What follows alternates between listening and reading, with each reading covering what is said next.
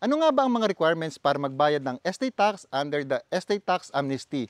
Tandaan po natin na ang deadline ng Estate Tax Amnesty is hanggang June 14, 2025 na lamang at hindi po kailangan ang extrajudicial settlement para magbayad kayo ng estate tax. Ito po ang mga kailangan yung requirements para masettle ito.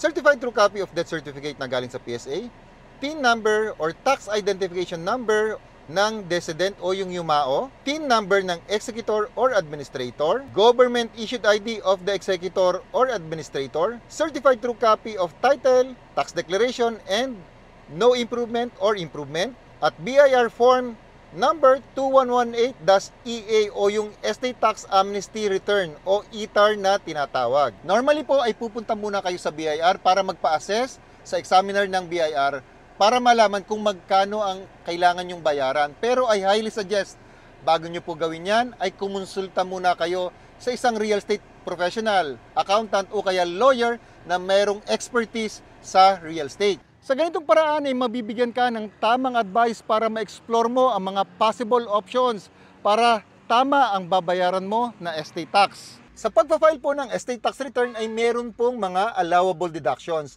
At pag nalaman niyo po ang mga ito, ay sigurado ako na makakatipid pa kayo.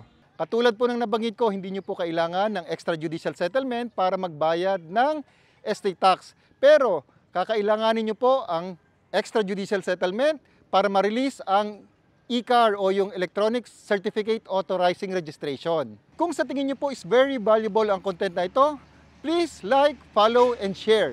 This is Broker Nelson of Homes Realty at see you po sa next na video.